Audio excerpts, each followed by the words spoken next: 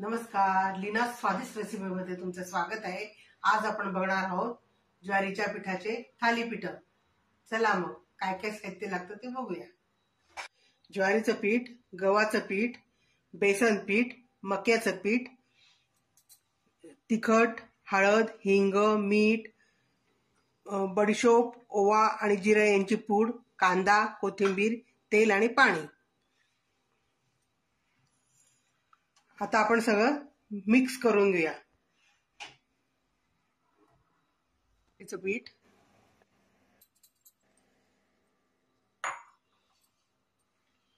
गव्हाचं पीठ, बेसन पीठ,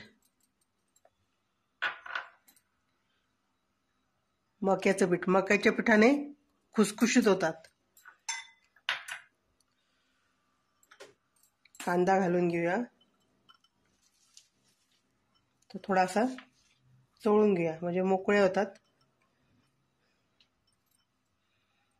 सगळे त्याचे काप काप मोकळे होतात, थालीपीठ लावताना त्रास होत नाही।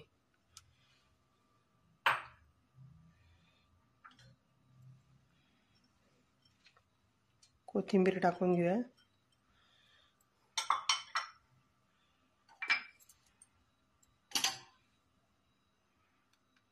हिंग टाकला,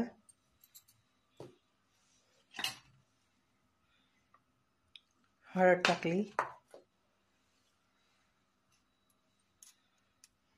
तिखट आवडीप्रमाणे टाका, ज्याला तिखट लागले त्याने जास्त टाका।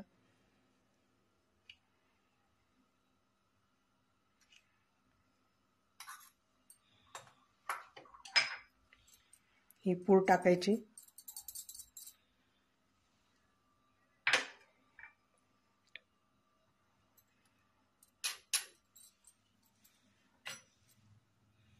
आणि आता मीठ टाकूया।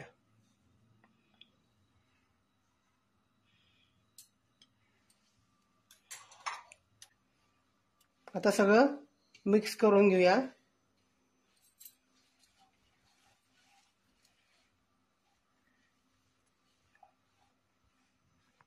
आता पाणी टाकून आपण सगळं भिजवून घेऊया।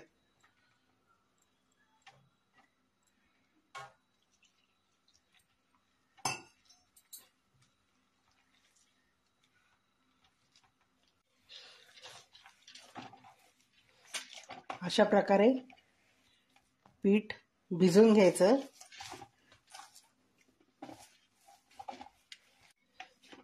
थोडंसं सैलसरच भिजवायचं,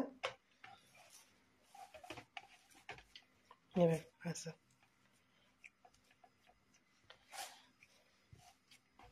कांदा तुम्हाला हवा असला तर तुम्ही अजून टाकू शकतात, आपल्या आवडीप्रमाणे। याच्यात तुम्ही तुमच्या भाज्या सुद्धा टाकू शकतात, कोबी वगैरे, बटाटा किसून टाकू शकतात, आपल्या आवडीप्रमाणे। आता आपण गॅस पेटवून घेऊया। अशा प्रकारे गोळा तयार झाला आणि आपण जे सगळं टाकलंय ते सगळं पौष्टिक आहे। हे सगळं आपल्या शरीरासाठी चांगलं आहे आणि मुलांना सुद्धा हेल्दी आहे सगळं। आता आपण तव्यावरती तेल टाकून घेऊया आणि तेल पूर्ण असं तव्याला लावून घेऊया। थालीपीठ दोन प्रकारे लावतात, काही जण तव्यावरतीच थापून लावतात, काही जण कापडावरती थापून मग तव्यावर टाकतात। मी तुम्हाला दोघी पद्धती दाखवणार आहे। आता आपण गोळा घेऊया थालीपीठ लावायला असा, आणि तवा आता तापला आहे। आता आपण थालीपीठ लावूया। गोळा ठेवूया इकडे आणि पाण्याचा हात असा लावायचा, गॅस बारीक करून घ्यायचा, पाण्याचा हात लावायचा, मग असं थापत राहायचं।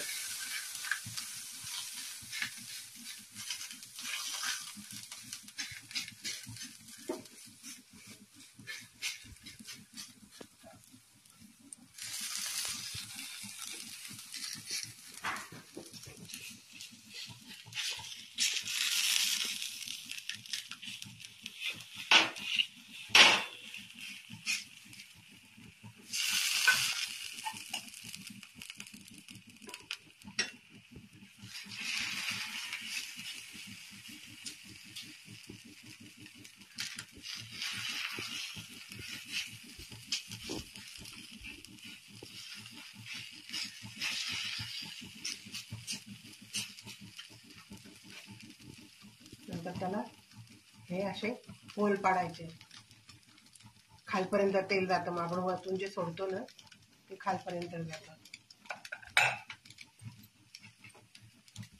त्याला असं वरतून तेल सोडायचं.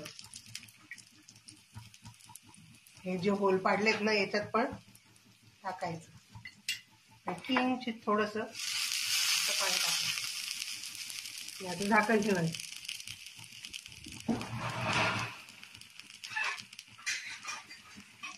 आता आपण झाकण ठेवूया आणि गॅस हा मीडियमच ठेवायचा, मोठा ठेवायचा नाही. आपण झाकण काढून बघूया.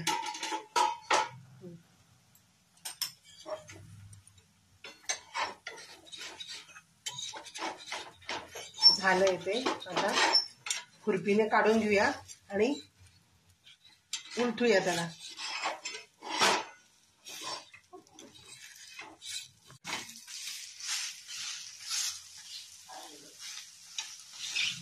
नंतर आपण हे आता उलटून घेतलंय, पलटवून घेतलंय. म्हणजे आता हे होतंय तोपर्यंत आपण इकडे दुसरी पद्धत तुम्हाला दाखवते मी कसं करायचं ते. आपण घेतले ते पाण्याने भिजवलंय मी.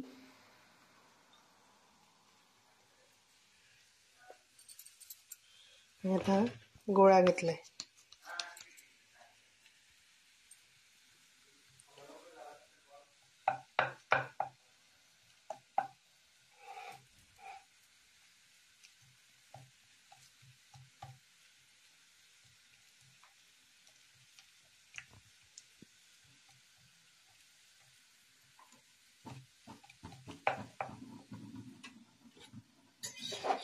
इकडे बघून घेऊया आपण तोपर्यंत.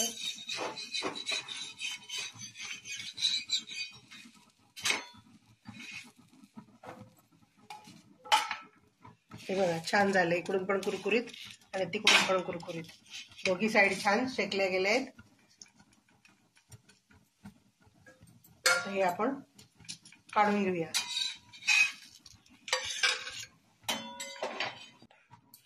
आता हे असं आपण पूर्ण छान थापून घेऊया.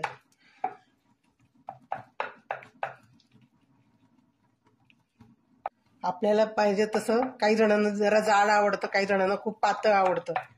त्या पद्धतीने थापून घ्यायचं. आता बघा हे आपलं झालंय थापून. आता आपण तव्यावर टाकूया.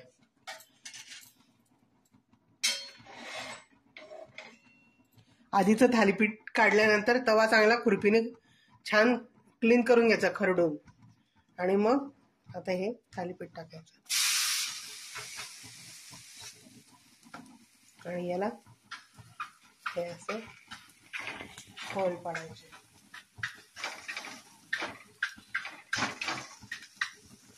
आणि तेल सोडायचं.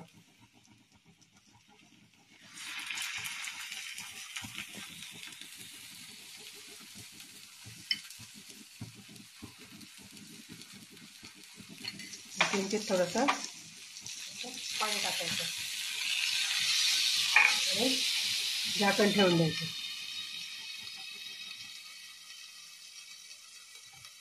आता आपण झाकण काढून बघूया झालं की नाही.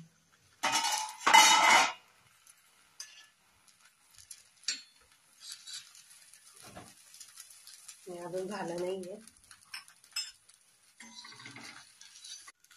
अजून झालं नाहीये. परत आपण झाकण ठेवूया.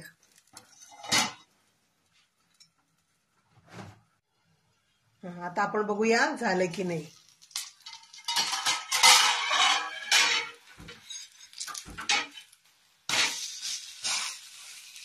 झालंय छान खरपूस झालंय मस्त.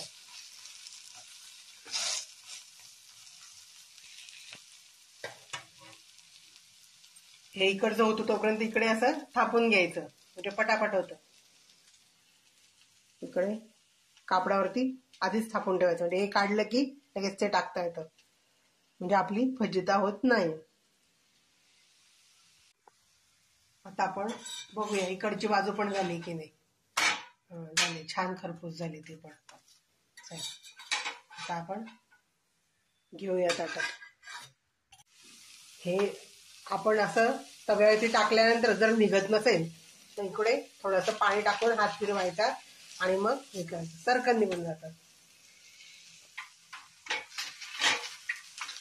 अशा प्रकारे आपलं ताट तयार झाले. थालीपीठं, दही, लोणचं, कैरीचं लोणचं, मिरचीचं लोणचं, याच्यावर ओली चटणी सुद्धा करू शकतो आपण. शेंगदाण्याची झालं, खोबऱ्याची झालं, आपल्या आवडीप्रमाणे आपण चटण्या करू शकतो. याच्यावर लोणी घेऊन सुद्धा खाऊ शकतो. चला, आपलं ताट तयार झालंय. चला मग जेवायला. रात्रीच्या जेवणासाठी हा मेनू छान आहे. अशा प्रकारे मी दोघी पद्धती तुम्हाला दाखवल्या. तुम्ही करून बघा घरी. माझी रेसिपी तुम्हाला आवडली की नाही ते तुम्ही मला कमेंटमध्ये सांगा आणि तुम्ही घरी करून बघा आणि मला कमेंटमध्ये सांगा तुम्हाला कशी वाटली ते. माझ्या चॅनलला लाईक करा, शेअर करा आणि सबस्क्राईब करा आणि मला सपोर्ट करा. Bye bye. आता भेटू पुढच्या रेसिपीमध्ये. आणि माझी उकड सिरीज तुम्हाला कशी वाटली ते पण मला कमेंटमध्ये सांगा.